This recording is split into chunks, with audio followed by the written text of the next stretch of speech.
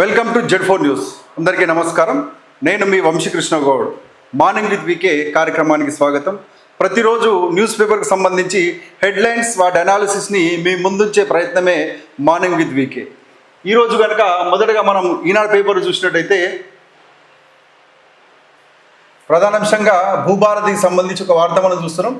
భూముల చిక్కులకు check. Pilot మండలాల్లో 30% సాదా బైనామా సమస్యలు. జూన్ 2 లోపు ఆ మండలాల్లో సమస్యలు తీర్చేస్తాం. జూన్ 2 నుంచి ఆగస్టు 15 మధ్య రెవెన్యూ సదస్సులు. ఈనాడు ముఖాముఖితో పొంగిలేటి శ్రీనివాసరెడ్డి. రాష్ట్ర మంత్రివర్యులు పొంగిలేటి శ్రీనివాసరెడ్డి గారు భూభారతికి సంబంధించిన స్టేట్మెంట్ ఇవ్వడం జరిగింది. ఆయనే రెవెన్యూ శాఖ మంత్రిగా ఉన్నాడు కాబట్టి కొత్తగా ప్రవేశపెడుతున్నటువంటి ఒక ప్రయోగాత్మక పథకమే భూభారతి అని చెప్పేసి ప్రతిష్టాత్మకంగా రేవంత్ సర్కార్ తీసుకోవడం జరిగింది.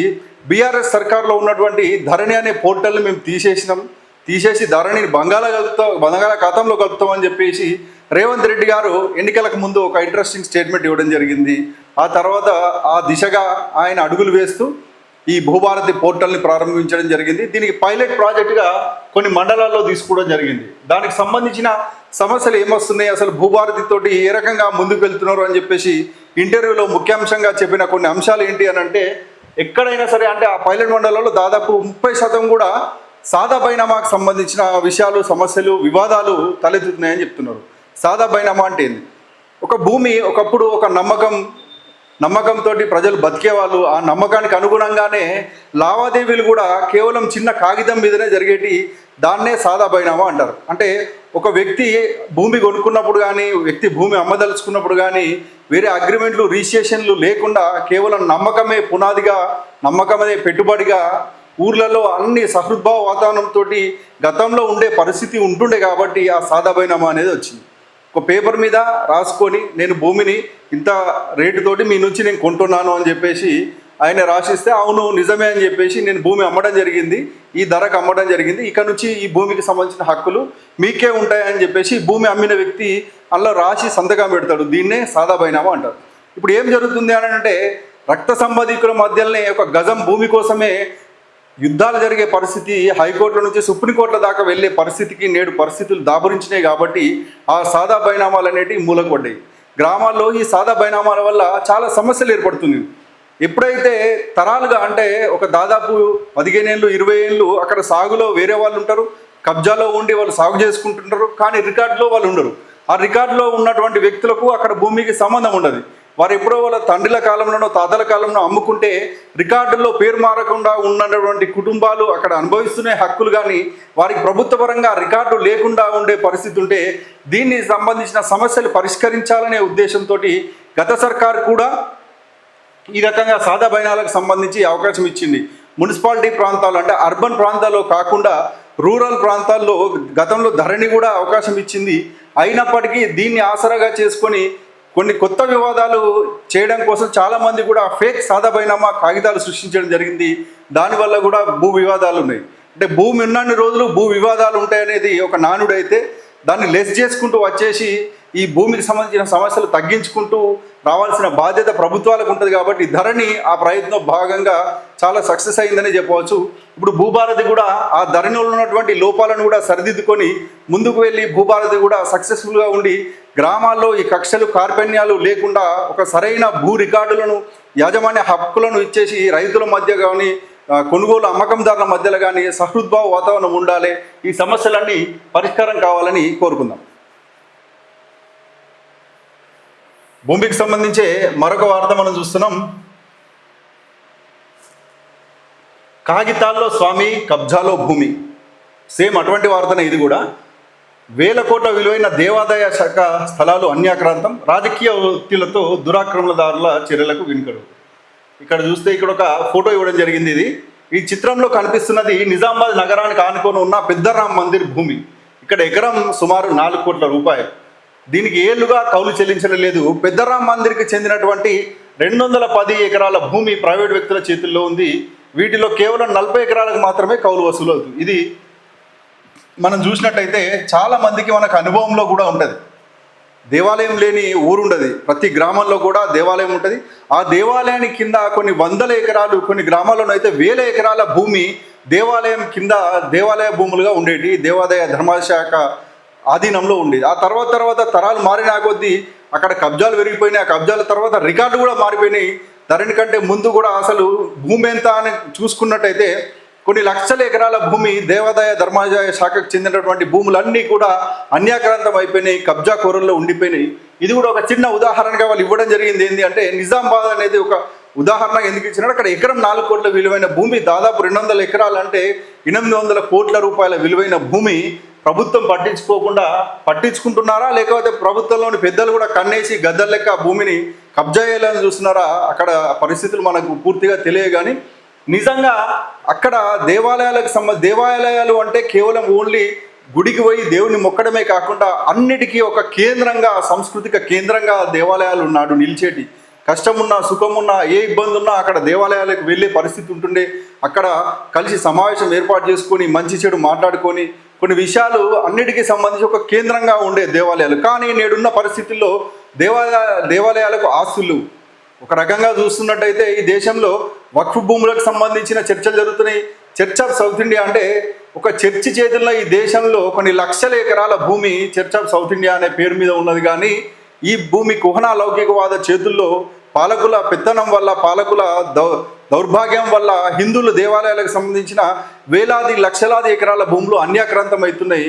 ఈ విషయం గమనించి నిజంగా దేవాదాయ శాఖకు సంబంధించిన భూములన్నీ కూడా ప్రజలందరికీ ఉపయోగపడే విధంగా ఏదైనా కార్యక్రమం తీసుకోవాలి, లేదా ఆ దేవాలయానికి సంబంధించి ఆదాయ వనరుగా ఉపయోగించి దాన్ని హిందూ ధార్మిక కార్యక్రమాలకు వాడాలని కోరుకుందాం.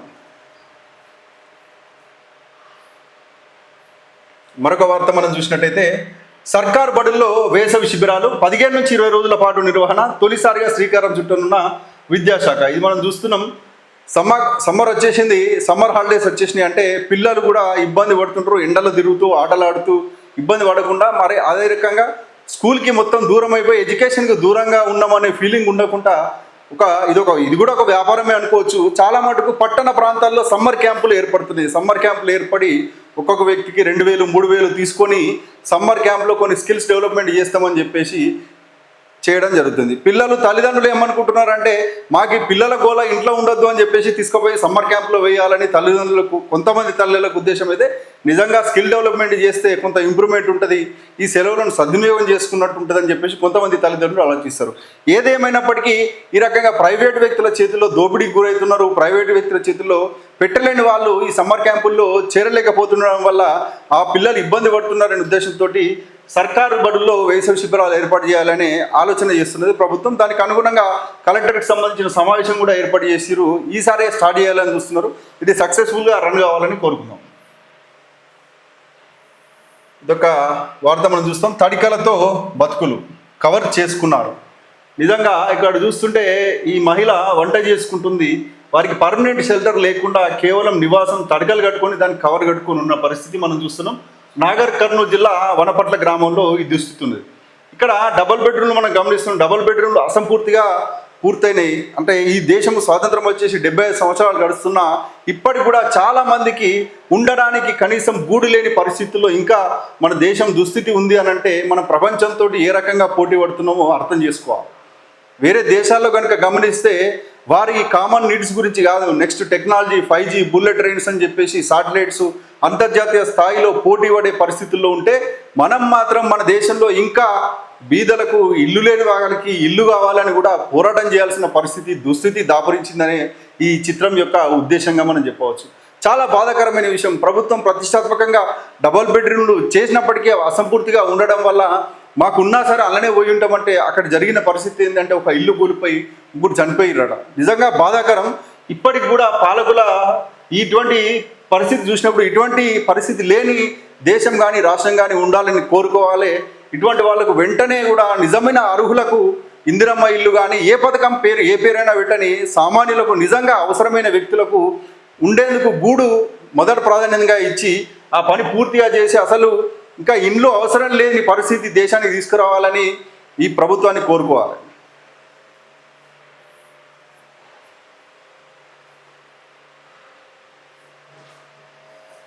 నెక్స్ట్ సాక్షి పేపర్ కనుక మనం చూస్తే సాక్షిలో బ్యానర్ ఐటమ్ ఇవ్వడం జరిగింది.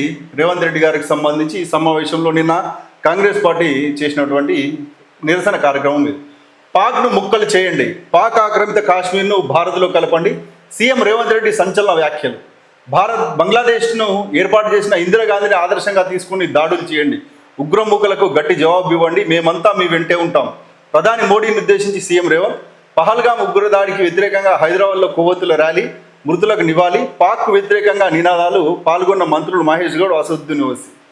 ఇది మనం చూస్తున్నాం. ఈ స్టేట్మెంట్ నిన్న ఏదైతే పాకిస్తాన్ ప్రేరేపిత తీవ్రవాదులు పహల్గామ్లో కాశ్మీర్లో ఒక దమనకాండకు పాల్పడి అమాయకులను నిర్దాక్షిణ్యంగా కాల్పులకు గురి చేసినటువంటి సంఘటన మనందరినీ కలిసివేసిన విషయం తెలిసిందే. దానికి వ్యతిరేకంగా కాంగ్రెస్ పార్టీ ఆధ్వర్యంలో దేశవ్యాప్తంగా కొవ్వొత్తుల ర్యాలీ నిర్వహించడం జరిగింది. హైదరాబాద్లో జరిగినటువంటి ఈ కార్యక్రమంలో రేవంత్ రెడ్డి గారు ఒక ఆసక్తికర స్టేట్మెంట్ చేయడం జరిగింది. మేము, మా ప్రభుత్వము అంటే మా నాయకురాలు ఇందిరాగాంధీ గతంలో 2 యుద్ధాలు జరిగినాయి. 2 యుద్ధాల్లో 67లో 71లో యుద్ధాలు జరిగితే మేము పాకిస్తాన్ మీద విజయం సాధించినామని గొప్పగా గర్వంగా చెప్తుండు. దాన్ని కూడా మీరు ఆదర్శంగా తీసుకోవాలని మోడీకి చురుకలు అందించే పరిస్థితి రేవంత్ రెడ్డి గారు. నిజంగా మీకు కొంచెం అవగాహన ఉంటే అర్థం చేసుకోవాలి. అసలు యుద్ధం జరిగినప్పుడు మీరు బంగ్లాదేశ్ను వేరుపరిచినామని చెప్తున్నారు, కానీ బంగ్లాదేశ్ కూడా మన పక్కకి క్యాన్సర్గా తయారైంది. ఆ క్యాన్సర్ను మీరు అప్పుడు అరికట్టలేకపోయారు. నిజంగా మీకు అప్పుడు యుద్ధం చేసే కెపాసిటీ ఉండి యుద్ధంలో గెలిచినామని అనుకుంటే మరి అదే బంగ్లాదేశ్ను ఏదైతే బెంగాల్ను విడిపోయి పశ్చిమ బెంగాల్, తూర్పు బెంగాల్గా ఉన్నటువంటి బంగ్లాదేశ్ ఏర్పడ్డదో ఆ బంగ్లాదేశ్ను మళ్ళీ తిరిగి భారత్లోనే కలపచ్చు కదా. మీకు ఆ శక్తి ఉండే కదా, అప్పుడు బంగ్లాదేశ్ కూడా అంగీకరిస్తుండే కదా. కానీ అప్పుడు ఏం జరిగింది? మళ్ళీ మన పక్కకు ఒక క్యాన్సర్ పుండును తయారు చేసినట్టు బంగ్లాదేశ్ని తయారు చేసిండు. బంగ్లాదేశ్ చుట్టూ ఉన్నటువంటి దేశం అనేది ఏదైతే ఉందో అది భారతదేశమే. మనకు అక్కడి నుంచి అసలు మనకు అస్సాంకు వెళ్ళాలంటే కూడా బంగ్లాదేశ్ నుంచి వెళ్ళే పరిస్థితి ఇప్పుడు దాపరించింది. చిన్న చికెన్ నెక్ అనే ప్రాంతం ఉంటుంది, ఒక 20 కిలోమీటర్ల విస్తీర్ణంతో ఉండే ప్రాంతం నుంచే మనం వెళ్ళి అక్కడికి మనకు 7 సిస్టర్స్ అని ఈశాన్య రాష్ట్రాలు ఉంటాయి. అస్సాం, మేఘాలయ, త్రిపుర, నాగాలాండ్ లాంటి రాష్ట్రాలకు చేరుకోవాలంటే ఆ చిన్న ప్రాంతం నుంచి చేరుకోవాలి. లేదంటే బంగ్లాదేశ్ దయాదాక్షిణ్యాల మీద బంగ్లాదేశ్ మీదనే బతికి బంగ్లాదేశ్ నుంచి రోడ్డు మార్గంగా వెళ్ళాలి. ఇలా చేస్తున్నటువంటి బంగ్లాదేశ్ ఏం చేస్తుంది? ఇప్పుడు నువ్వు స్వాతంత్రం ఇచ్చినావు, ఇందిరాగాంధీ దేశం నువ్వు ముక్కలు చేసి బంగ్లాదేశ్ ఇచ్చినావు అని చెప్తున్నావు.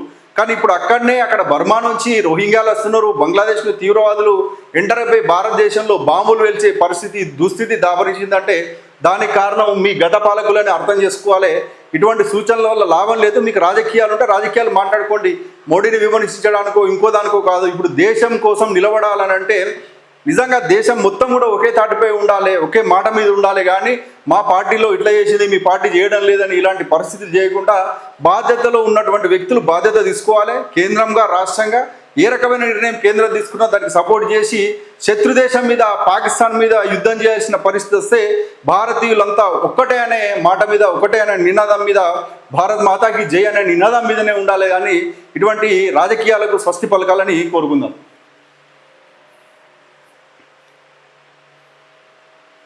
ఇక్కడ ఒక వార్త మనం చూస్తున్నాం. అపార్థం చేసుకోవద్దు, రాజకీయాల్లోకి రండి, ప్రపంచ యువతకు భారత సమ్మిట్ పిలుపు. రాజకీయాల విషయంలో యువత సానుకూల నిర్ణయం తీసుకోవాలి. అసమానత, వృద్ధిలో అస్థిరత తదితర అంశాలపై దృష్టి పెట్టాలి. సమాజ భవిష్యత్తుకు పునాదులు వేయాలి. తొలి రోజు సదస్సులో కీలక అభిప్రాయాలు వెల్లడించిన వక్తలు. భారత్ సమ్మిట్ అనే పేరుతోటి హైదరాబాద్లో ఒక ఇంటర్నేషనల్ కాన్ఫరెన్స్ జరుగుతుంది. దానిలో భాగంగా 100 దేశాలకు పైగా దేశాలకు చెందినటువంటి ప్రతినిధులు అక్కడికి రావడం జరిగింది. కాంగ్రెస్ పార్టీ నాయకులు సల్మాన్ ఖుర్షిద్ను మనం చూస్తున్నాం. మన ఉప ముఖ్యమంత్రి గారు బట్టి విక్రమార్క గారు కూడా ఉన్నారు. ఈ సందర్భంగా చేసినట్టు వ్యాఖ్యలు ఏంటంటే యువత రాజకీయాల్లోకి రావాలి.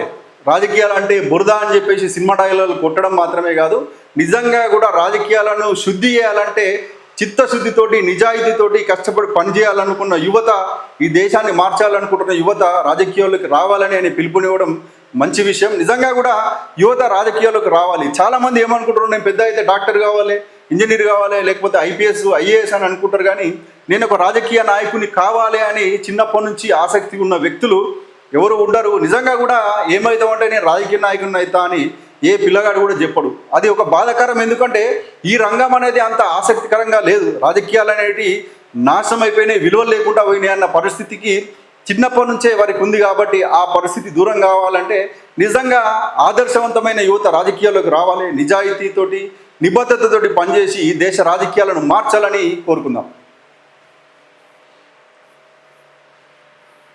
హరీష్ రావు గారి వార్త మనం చూస్తున్నాం. ప్రజల ఆకాంక్షల నుంచి పుట్టిన పార్టీ, నాతో సహా అందరము కేసీఆర్ సైనికులమే. వరుస ఎన్నికలతో రాజకీయ పరిణతి సాధించా. ఏడాదిన్నరలోనే రేవంత్ ప్రభుత్వం తేలిపోయింది. ఎన్డీఎస్ఏ నివేదిక కాదది ఎన్డీఏ రిపోర్టు. సాక్షి ఇంటర్వ్యూలో హరీష్ రావు. చంద్రబాబు ప్రభుత్వం హయాంలోని విద్యుత్ ఛార్జీలు పెంపు, వలసలు, రైతు ఆత్మహత్యలు, విద్యా ఉద్యోగ అవకాశాలు అన్యాయం వంటివి టీఆర్ఎస్ పార్టీ స్థాపనకు పురిగొల్పాయి. తెలంగాణ ఉద్యమాన్ని ప్రారంభించడానికి ముందు కేసీఆర్ ఏడాది పాటు చేసిన కసరత్తులో నేను భాగస్వామ్యం కావడం నా అదృష్టం అని చెప్తున్నాడు. హరీష్ రావు గారు సిద్దిపేట సంబంధించిన నాయకుడు. ఆయన సిద్దిపేట నాయకుడుగానే చూడకుండా యావత్ తెలంగాణకు సంబంధించిన నేతగా మనం చూస్తుంటాం. ఎందుకంటే ఆయన తెలంగాణ ఉద్యమ కాలంలో తెలంగాణ ఉద్యమాన్ని ఉర్రూతలు ఊహించడంలో రాష్ట్రం మొత్తం పర్యటిస్తూ తెలంగాణ ఉద్యమాన్ని అసలు జెండా లేని జిల్లాలకు కూడా తీసుకుపోయి అక్కడ తెలంగాణ స్ఫూర్తి రగిలించి తెలంగాణ ఉద్యమంలో ఆయా జిల్లాలు భాగస్వామ్యం కావడంలో కీలకంగా ఉన్నటువంటి వ్యక్తి తన్నీరు హరీష్ రావు గారు. దాదాపు ఆయన 8 సార్లు ఇక్కడ నుంచి సిద్దిపేట నుంచి పోటీ చేసి ఓటమెరుగ నాయకునిగా ఉండడమే కాకుండా 1,00,000కు పైగా మెజారిటీతోటి దేశంలోకి వెళ్ళి అత్యంత రికార్డు మెజారిటీ తీసుకొచ్చినటువంటి ఘనమైన నాయకునిగా ఉన్నాడు. ఆయన కేసీఆర్ గారి నాయకత్వంలో కేసీఆర్ చెప్పిన వ్యక్తిగా, కేసీఆర్కు నమ్మిన బంటుగా ఉండి పార్టీ ఏది ఆదేశిస్తే అది చేస్తా అని చెప్తున్నాడు. అదే మనం చూస్తున్నాం. ఆయన ఇంటర్వ్యూలో చెప్పిన విషయం ఏంటి అంటే ఎన్డీఎస్ఏ నివేదిక ఏదైతే ఉందో కాళేశ్వరం ప్రాజెక్టు కూలడం, కాళేశ్వరం ప్రాజెక్టుకు నేషనల్ డ్యామ్ సేఫ్టీ అథారిటీ ఒక స్టేట్మెంట్ ఇవ్వడం జరిగింది, ఆ బ్లాక్ను తొలగించాలి అని. అంటే ఇప్పుడు మేము 25 సంవత్సరాల పండుగని పార్టీ సమావేశం ఏర్పాటు చేస్తే ఎన్డీఎస్ఏ నివేదిక ఇవ్వడం ఏంటంటే అది ఎన్డీఎస్ఏ నివేదిక కాదు ఎన్డీఏ నివేదిక అని చెప్పడం జరిగింది. దీంట్లో కాంగ్రెస్ పార్టీ బీజేపీ కలిసిపోయి బీఆర్ఎస్ మీద దాడి చేయాలనే ఉద్దేశంతో, బీఆర్ఎస్ను బ్లేమ్ చేయాలనే ఉద్దేశంతో అక్కడ కాళేశ్వరం ప్రాజెక్టులో పరిశీలించకుండా అక్కడ ఏ రకమైన పరీక్షలు చేయకుండానే రిపోర్ట్ ఇవ్వడం జరిగింది. మమ్మల్ని బ్లేమ్ చేయాలని చూస్తున్నారని చెప్పేసి ఒక వార్త అయితే, 25 సంవత్సరాల నాటి టీఆర్ఎస్ నుండి బీఆర్ఎస్ పార్టీకి సంబంధించి నా శ్రమ మొదటి నుంచి ఉందని చెప్పేసి హరీష్ రావు గారు చెప్తున్నారు. ఎందుకంటే అసలు పార్టీ పెట్టకంటే ముందు 2001లో ఒక ఎక్సర్సైజ్ చేయడం జరిగింది. దానిలో భాగంగా తెలంగాణ ఉద్యమకారులతోటి, తెలంగాణ మేధావులతోటి, తెలంగాణ విద్యార్థులతోటి అందరితోటి అనేక రకాల ఆలోచన చేసి ఒక థింక్ ట్యాంక్గా చేసిన సందర్భంలో హరీష్ రావు గారు కేసీఆర్ గారితో అండగా నేనున్న, కేసీఆర్ గారు ఈ నిర్ణయం తీసుకునే ముందే, ఆయన రాజీనామా చేయకంటే ముందే, టీఆర్ఎస్ పార్టీ పెట్టక ముందే ఒక సంవత్సరం మొత్తం ఎక్సర్సైజ్ చేయడం జరిగింది.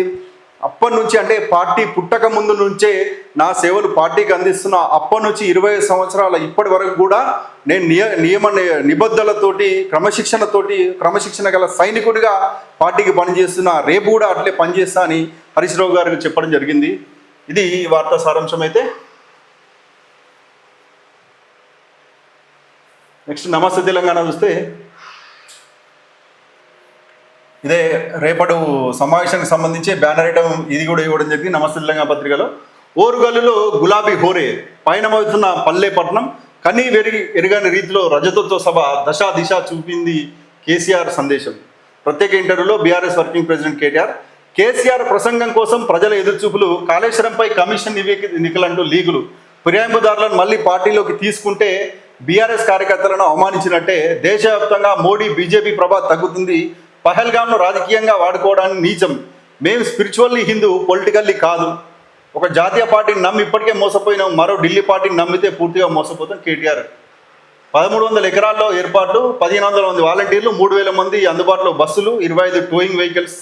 ఈ రకంగా టీఆర్ఎస్ పార్టీ నాటి టీఆర్ఎస్ నేటి బీఆర్ఎస్ పుట్టి 25 సంవత్సరాలు గడుస్తున్న సందర్భంగా వరంగల్లో ఎల్కతుర్తిలో ఏర్పాటు చేసిన భారీ బహిరంగ సభకు సంబంధించి ప్రజలందరినీ, కార్యకర్తల్ని, క్యాడర్ని సమాయత్తం చేసే ఉద్దేశంతో ఒక స్ఫూర్తి నింపే విధంగా కేటీఆర్ గారు ఈ రకమైన వ్యాఖ్యలు చేయడం జరిగింది.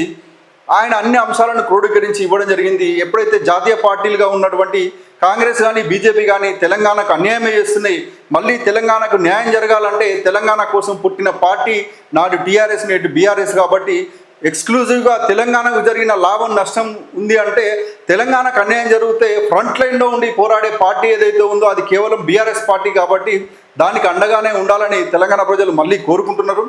కేసీఆర్ గారి నాయకత్వం బలపరిచేందుకు ఎప్పుడు ఎన్నికలు వచ్చినా మళ్ళీ గెలిపించేందుకు సిద్ధంగా ఉన్నారని చెప్పేసి ఈ సందర్భంగా స్టేట్మెంట్ ఇవ్వడం జరిగింది.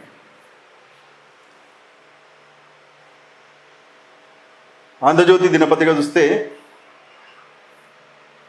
ఇక్కడ చుక్క నీరు పోనివ్వం, ఉగ్రవాదానికి ఊతమిస్తున్న పాకిస్తాన్కు భారత్ నుంచి ఒక్క చుక్క నీరు కూడా వెళ్లకుండా చూసే పూచి మాది, ఆ దిశగా తీసుకోవాల్సిన చర్యలపై కసరత్తు చేస్తున్నాం, హోంమంత్రి అమిత్ షా నేతృత్వంలో భేటీ అనంతరం కేంద్ర జలశక్తి మంత్రి సిఆర్ పాటిల్ వెళ్లారు. జమ్మూ కాశ్మీర్లో నివసించే స్థానికేతరులు, రైల్వే ఆస్తులు, కాశ్మీర్ పండిట్లే లక్ష్యంగా దాడులకు ఉగ్ర ప్రణాళికలు, భద్రతా దళాలు అప్రమత్తం, సిబ్బంది సెలవులు రద్దు, వెంటనే విధుల్లో చేరాలని ఆదేశాలు.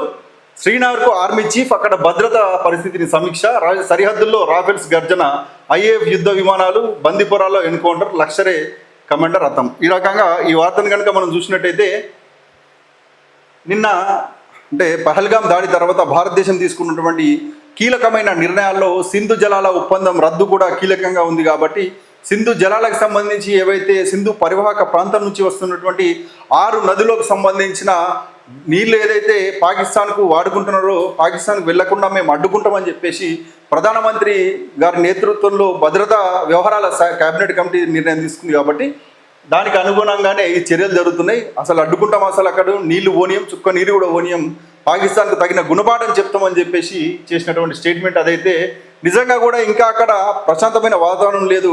అక్కడ కాశ్మీర్, జమ్మూ రెండు ప్రాంతాలు మనం చూస్తుంటాం. జమ్మూ పరిసర ప్రాంతాల్లో హిందువులు ఎక్కువగా, కాశ్మీరీ పండిట్లు ఎక్కువ నివసిస్తుంటారు. మన జమ్మూ వైష్ణోదేవి దేవాలయం కూడా అక్కడనే ఉండే ప్రాముఖ్యమైన ప్రాంతం. ఇంకొకటి లడాక్ అనే ప్రాంతం ఉంటుంది. లడాక్లో కూడా బౌద్ధులు ఎక్కువ నిర్వహిస్తుంటారు. అది లడాక్ ఒక ప్రాంతం. తర్వాత కాశ్మీర్లో మనం గమనించినట్టయితే అక్కడ ముస్లింలు ఎక్కువగా ఉంటారు. కాబట్టి అసలు దాడులు ఎక్కడ జరిగే అవకాశం ఉంది అంటే మళ్ళీ కాశ్మీరీ పండిట్ల లక్ష్యంగా జమ్మూలో దాడులు జరిగే అవకాశం ఉంది. కాబట్టి దానికి జాగ్రత్తగా చూసుకోవాలని చెప్పేసి ఒకటి చెప్తున్నారు. అంతేకాకుండా మనం చూసినట్టయితే బందీపురాలో ఎన్కౌంటర్ జరిగింది. అక్కడ ఒక లష్కరే తోయిబా చీఫ్ ఒకరిని కూడా ఎన్కౌంటర్ చేయడం జరిగింది. ఇది కూడా శుభ సందర్భమే అని చెప్పవచ్చు. ఇంకొక ప్రధానమైన వార్త మనం చూస్తుంటే, అవును ఉగ్రవాదాన్ని పెంచి పోషించాం, అమెరికా బ్రిటన్ కోసమే ఈ చెత్త పనులు చేశాం, పొరపాటు గ్రహించాం, అనుభవిస్తున్నాం, పాక్ రక్షణ మంత్రి ఖవాజా సంచలన వ్యాఖ్యలు.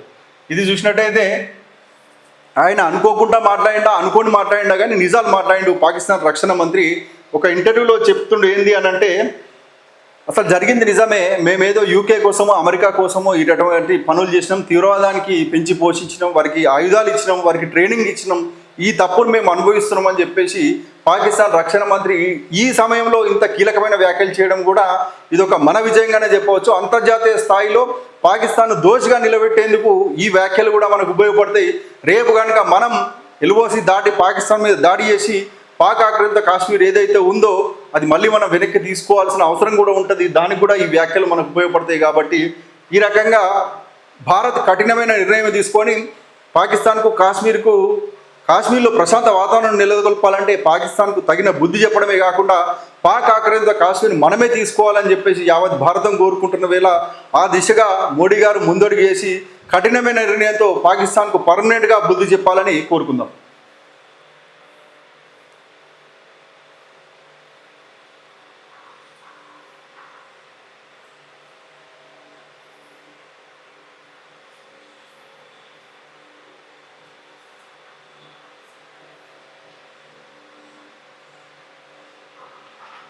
వెలుగు పేపర్ చూస్తే బార్డర్లో టెన్షన్ అనేది ఒక వార్త చూస్తే ఇక్కడ ఒక ఇంట్రెస్టింగ్ వార్త ఏంటంటే ప్రతిరోజు ఈ అప్డేట్ వస్తుంది. ఈ ఆపరేషన్ కగార్కి సంబంధించి ఆపరేషన్ కగార్కు సన్ స్ట్రోక్, వడదెబ్బతో 40 మందికి పైగా జవాన్లకు డిహైడ్రేషన్, ఆర్మీ హెలికాప్టర్లో భద్రాచలం వెంకటాపురం హాస్పిటళ్లకు తరలింపు, కర్రెగుట్టలో మావోయిస్టుల కోసం 10,000 మంది పోలీసులకు కుంభి. ఇది ఇంకొక వార్త. కర్రెగుట్టల్లో పోలీస్ ఆపరేషన్ ఆపండి, కేంద్రానికి మావోయిస్టుల విజ్ఞప్తి, శాంతి చర్చలకు రావాలని పిలుపు, మావోయిస్ట్ ఇన్ఛార్జ్ రూపేష్ పేరుతో ప్రెస్ నోట్. గత దాదాపు నెల రోజుల నుంచి కూడా మారణకాండ జరుగుతూనే ఉంది. ఛత్తీస్గఢ్ అడవులు దద్దరిల్లిపోతున్నాయి. అక్కడ ప్రతిరోజు రక్తం ఏర్రలి పారుతుంది. చెప్పే సంఖ్య ఒకటి, అక్కడ జరిగే సంఘటన వేరు. కొన్ని వందల మంది చనిపోతున్నారని ఆబ్దురికార్డు చెప్తే 5 మంది 10 మంది చనిపోయిన మేము చంపేస్తామని చెప్తున్నారు. నిజంగా ఆదివాసులు ఎంతమంది ఉన్నారో లేకపోతే మావోయిస్టులు ఎంతమంది ఉన్నారో అక్కడ గ్రౌండ్ రిపోర్ట్ తెలుస్తుంది. కానీ ఏదైతే హిడ్మాకు సంబంధించి ఆయన మావోయిస్ట్ అగ్రనేత హిడ్మా అక్కడ కర్రెగుట్టల్లో దాక్కున్నాడు అనే ఉద్దేశంతో మొత్తం చుట్టుముట్టి 12,000 మంది బలగాలతోటి అక్కడ అడవిని జల్లడబడుతున్న సందర్భంలో ఆయన తప్పించుకున్నాడని ఒక వార్త, దొరికిండని ఒక వార్త జరుగుతుంది. ఈ ఆపరేషన్లో కనుక గమనిస్తే దాదాపు డీహైడ్రేషన్, ఎండ 40+45 దాకా అక్కడ టెంపరేచర్ ఉంది. కాబట్టి వారు వెళ్తుంటే అక్కడ డీహైడ్రేషన్ అయిపోయి పడిపోయే పరిస్థితి ఉంది. ఇంతమంది మావోయిస్టుల కోసం 40 మంది పోలీసులు కూడా కష్టపడి అక్కడ దానికి ఆపరేషన్ కగార్కు బ్రేక్ పడుతుందని చెప్తున్నారు. ఈ రకంగా పోలీసులకు వీళ్ళకి కానీ అంత టెక్నాలజీ ఉండి ఇంత సౌకర్యాలు ఉన్నప్పుడే ఇట్లుంటే నిజంగా మావోయిస్టులు అడవిలో ఎట్లుంటారో అర్థం చేసుకోవాలి. వారికి సహజంగా మరి ఈ ఇబ్బందులన్నీ వాళ్ళకు ఉంటాయి కదా, వారి ఇబ్బందులకు దూరంగా వాళ్ళు కూడా నిజంగా చర్చలు జరపండి మేము వస్తున్నామని చెప్పేసి అంటున్నారు. కాబట్టి ఈ చర్చలు జరిపి నిజంగా అక్కడ శాంతియుత వాతావరణం నెలకొల్పాలని కోరుకుందాం.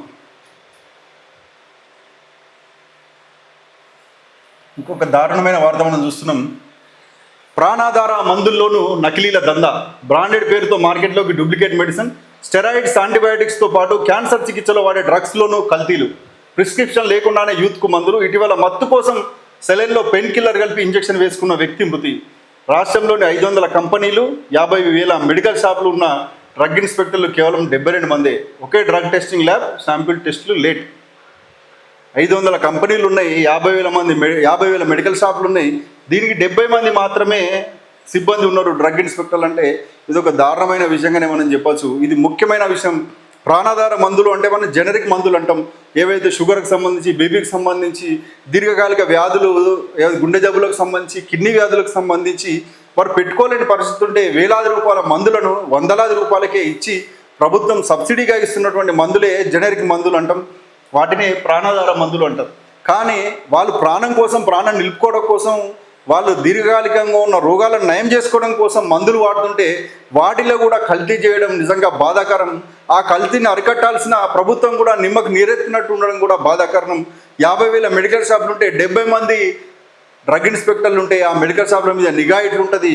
అక్కడ మంచి చెడు ఎవరు చూస్తారని ఈ సందర్భంగా అర్థం చేసుకోవాలి. ప్రభుత్వాలు మారాలి, ప్రజల ప్రాణాలకు విలువయ్యాలి, ప్రజల ప్రాణాలను కాపాడే ఇటువంటి రంగాల్లో నిజంగా కూడా అక్కడ నియామకాలు చేపట్టాలి. కాబట్టి ఈ రకంగా మళ్ళీ నకిలీ అని అంటే నిజంగా ఉరిదీయాలి. నకిలీ చేసే వ్యక్తులను ఏదైనా సరే, నకిలీ కానీ కల్తీ కానీ, దానివల్ల ఒక్క ప్రాణం పోయినా నష్టమే. కాబట్టి ఇటువంటి ఈ పరిస్థితులు చేసే వ్యక్తులను నిజంగా కఠినంగా శిక్షించినప్పుడే, చట్టాలు మారినప్పుడే మారుతుంది. కాబట్టి ఆ దిశగా ప్రభుత్వం ఆలోచించాలని కోరుకుందాం. ఇంకొక ముఖ్యమైన వార్త మనం చూద్దాం. ఇస్రో మాజీ అధిపతి కస్తూరి రంగన్ కన్నుమూత. దేశ అంతరిక్ష రంగాన్ని మరో మలుపు తిప్పిన దార్శనికుడు. ఆయన సారథ్యంలోనే పిఎస్ఎల్వి, జేఎస్ఎల్వి ప్రయోగాలు. ఇక్కడ మనం చూస్తున్నాం. 82 సంవత్సరాలు ఉన్నటువంటి ఒక మహోన్నతమైన వ్యక్తి, భారతదేశం ముద్దుబిడ్డల్లో ఆయన కూడా ఒకరు. ఏదైతే ఇప్పుడు దేశం ప్రపంచంలోకి ఎలా అగ్రస్థానంలో ఉంది, మేము శాటిలైట్ ఇవ్వాలంటే అయితే అమెరికా ఇవ్వాలి, లేకపోతే రష్యా పంపాలి, లేకపోతే ఫ్రాన్స్ పంపాలి అన్న పరిస్థితి నుంచి భారతదేశం కూడా సొంతంగా చంద్రుని కూడా ఉపగ్రహం పంపే స్థాయికి ఈరోజు ఇస్రో ఎదిగిందంటే దానికి కారణం ఆయనే, దానికి పునాది ఆయన. కస్తూరి రంగన్ గారు మరణించడం బాధాకరం. ఆయన అన్ని రకాల పదవులు అనుభవించిండు. ఈ దేశంలో విద్యా విధానానికి పాలసీ రూపొందించడంలో కూడా ఆయన ముఖ్య పాత్ర పోషించడమే కాకుండా ఇస్రోకు ఒక అంతర్జాతీయ స్థాయిలో గుర్తింపు తెచ్చిపెట్టడంలో ఆయన కీలక పాత్ర వహించిండు. పిఎస్ఎల్వి, జిఎస్ఎల్వి కూడా ఆయన కాలంలోనే వచ్చినవి. అంతేకాకుండా మనం గర్వంగా చెప్పుకునే భారత్ ప్రవేశపెట్టినటువంటి మొట్టమొదటి ఉపగ్రహాలు భాస్కర 1, 2కి కూడా ఆయన డైరెక్టర్గా ఉన్నాడు. కాబట్టి ఇంత గొప్ప శాస్త్రవేత్తను కోల్పోవడం భారతదేశంలో దురదృష్టకరం. ఇలాంటి వ్యక్తుల స్ఫూర్తిగా నేటి యువత ఆయనను ఆదర్శంగా తీసుకొని భారతదేశం యొక్క కీర్తి ప్రతిష్టను అంతర్జాతీయ స్థాయిలో ముందుకు తీసుకుపోవడంలో, ఇంకా ఇస్రోని ఇంకా ముందుకు తీసుకుపోయి టాప్ 1కి వెళ్ళే విధంగా నేటి యువ సైంటిస్టులు ఆయన స్ఫూర్తిగా తీసుకొని పనిచేయాలని కోరుకుందాం. ఇది ఈ రోజుకు సంబంధించిన న్యూస్ పేపర్స్లోని హెడ్లైన్స్ని, వాటి అనాలిసిస్ని మీ ముందుంచే ప్రయత్నం చేసినాం. ఇలాగే ప్రతిరోజు కూడా మీ ముందు న్యూస్ ఐటమ్స్ని న్యూస్గా కాకుండా వాటి అనాలిసిస్ని మీ ముందుంచి ఇంకా బెటర్గా తీసుకుపోవాలని కోరుకుందాం. కానీ మీరు సబ్స్క్రైబ్ చేయాలి. Z4 న్యూస్కు మద్దతుగా సబ్స్క్రైబ్ చేసినప్పుడే మా ప్రయత్నం కూడా ఇంకా ముందుకు వెళ్తుంది. కాబట్టి మీరు వెంటనే కింద ఉన్నటువంటి సబ్స్క్రైబ్ బటన్ సబ్స్క్రైబ్ చేయండి. మీకు నచ్చిన విషయాన్ని ఏదైనా ఉంటే నచ్చితే లైక్ చేయండి, నచ్చిన వాళ్ళకి షేర్ చేయండి. అంతేకాకుండా దీనికి సంబంధించిన, ఈ కార్యక్రమానికి సంబంధించిన మంచి చెడులు ఏమున్నా కానీ కింద కామెంట్ల రూపంలో తెలియజేస్తే ఇంకా మెరుగ్గా మేము ముందుకు వెళ్ళే అవకాశం ఉంటుంది. కాబట్టి ఆ దిశగా మాకు మద్దతు ఇవ్వాలని కోరుకుంటూ మళ్ళీ తిరిగి రేపటి మార్నింగ్ విత్ వీకే కార్యక్రమంలో కలుసుకుందాం. అంతవరకు సెలవు. నమస్కారం.